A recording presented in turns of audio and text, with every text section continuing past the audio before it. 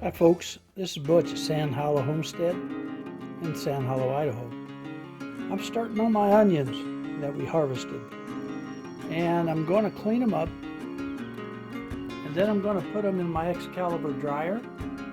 I'm also going to put them in the trays for the freeze dryer, and then compare how what we think about it and how we like it. The other thing is, I am going to process these jalapenos and these bell peppers, because those and these and some really nice spices, along with my tomatoes, they're going to make a real nice salsa.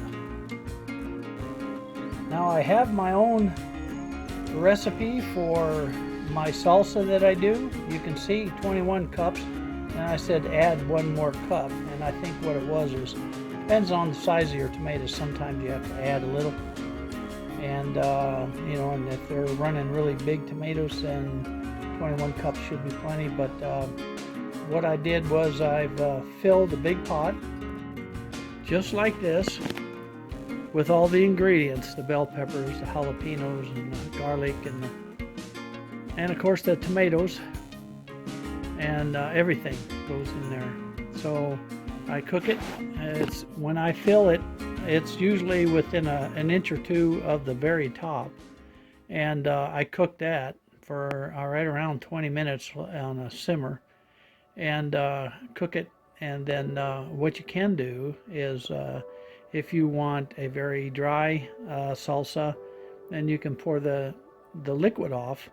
And if you don't mind the juice in there, the tomato juice, then you can just drain it off and then make it dry. But whether you like it dry or whether you like it juicy, I like it chunky, so I cut my chunks pretty big. So I guess I better get busy. See you later.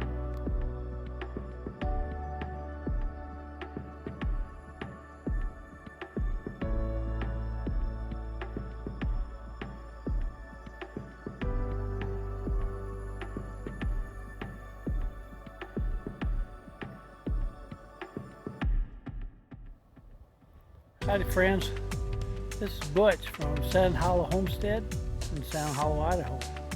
Today I've been working in my berry garden.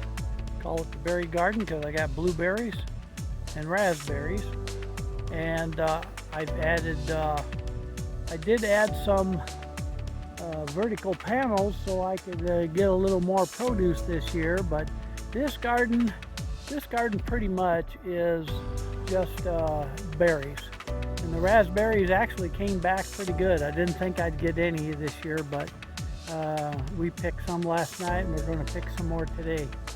The blackberries in the other garden way over there, those blackberries are pretty much used up. Now there's a few blackberries in there still to pick if you dig down in towards the bottom, in those real heavy areas where there's lots of leaves.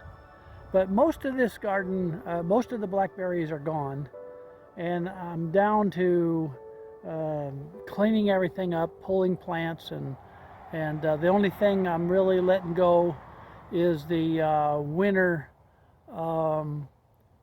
plants like the banana squash and the Waltham butternut squash. And boy, do we have some of that. We have quite a bit. So that'll be a good harvest this year, and it is something that we really like. You can make a lot of good stuff. If you don't have pumpkins, you can use those Waltham butternut squash, and you're going to love them. Anyhow, let me show you what I did. I've gone through with my push grass trimmer, and I mowed the grass down as much as I could, and without killing the grapes. And I was real careful around those grapevines because I've worked too hard to get them as big as they are. And then I came back through and pulled the weeds out of the raised bed, And yeah, we do have some bell peppers growing in this raised bed. We've harvested a lot. These are the small ones that are left. And then over here's the jalapenos, and there's a few left on there. Not many. And of course the Waltham butternut squash everywhere. Some of them were nice enough to follow the vertical fence, and some of them got crazy and took off and went across the ground, which is fine. I wasn't too worried about it. Too many other projects. So with the rototiller, rototilled this up, and I'm just trying to break up the weeds, and we've made a big pile right here.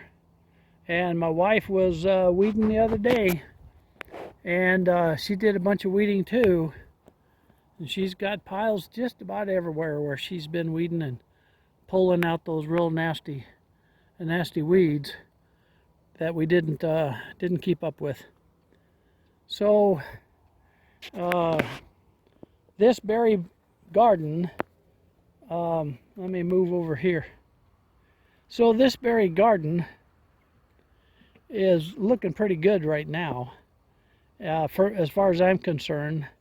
And Joseph was wondering how I was going to get those weeds out of there. And some of them we dig up, we pull up if they're in soft dirt, and some of them are in real hard dirt, so we're not able to pull them up, and we're just going to mow them up, chop them up. It just pulverizes them, and which means it's going to spread that seed pretty bad. And when you rototill, you're going to plant them, right? So I should have given a disclaimer or a warning that for those that are a no-till garden, they shouldn't be watching this part, because see, I rototilled. Anyhow, lots of work to do yet. Let me show you Barton's chickens. Now these are Barton's chickens, Australorps.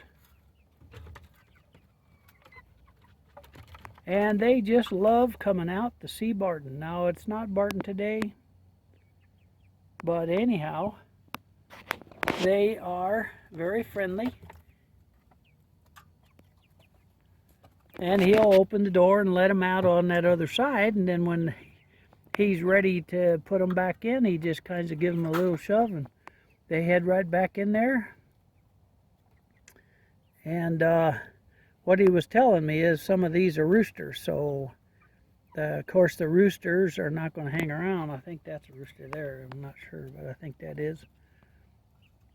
So I kind of think that he's figuring out what quite to do with these, because we already got a dozen, but I'm thinking the girls he will probably end up keeping, and the boys, they have a different plan for him, for the boys. And they sure are friendly little things. They'll just come right up to you. They just love to be around you. And Barton's been, well, he raised them from the eggs and in his incubator. And he's done a pretty good job with these chicks. And they sure do like them. They will get right up on his foot, and they want to be close to him. They like him. I guess that's what happens when you're raising them in your house for quite a while. Then he moved them out into a little, they were real small, and he moved them outside into a little bitty tub. And then this is his chicken tractor that's actually too heavy to be a tractor, but it works real good for holding the chickens. And there's, you know, so he's kind of worked it over the other day, and as you can see, they're real happy in there for now. They get plenty of food and water in there, and they're getting pretty good size. So that's Barton's chickens, and I kind of think that I think Barton's enjoyed raising these chickens.